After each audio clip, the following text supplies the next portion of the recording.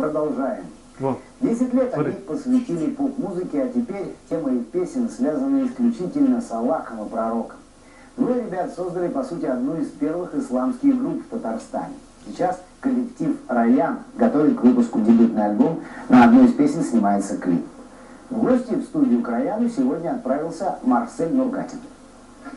أشهد أن لا إله إلا الله أشهد أن محمد رسول الله. Для Азата и Вали сейчас горячая пора. Работа в студии отнимает большую часть времени. Через несколько часов у группы «Раян» намечен концерт, так что запись песни превращается в маленькую репетицию.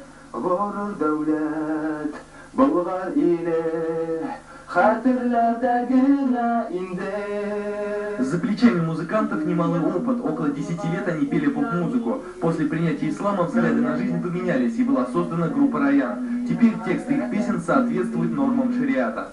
Петь про части тела женщин, да, которые в основном про что и сейчас слышим мы такие песни. Вот, в исламском мире это запрещается. Теперь они поют об исламе, истории своего народа, а свои песни музыканты называют нравственными и поучительными. К празднику Курбан-Байрам планируется выпустить новый альбом. Скоро свет увидит и дебютный клип на песню «Страна Бога». أشهد أن لا إله إلا الله أشهد أن محمد رسول الله. Эта песня, естественно, связана с исламом, с иманом, с верой. Как в былые времена ислам возник на территории Татарстана. Потом в конце, как у всех песнях, у нас восхваление пророку Аллаха и самому Аллаху. Большое внимание ребята уделяют и сценическому образу. Выступления проходят в тюбетейках и колоритных костюмах. Что взято, допустим, как сказать, с арабского стиля, это, наверное, вот то, что он длинный, да, как вот в Арабии носит.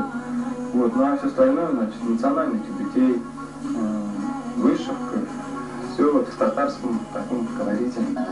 У музыкантов уже появились первые поклонники и друзья, которые всячески помогают в работе. Сейчас ребята мечтают о собственном сольном концерте. Как говорится, да поможет им Аллах. Марсель Нургатин, Оксана Малюга, телеканал «Эфир».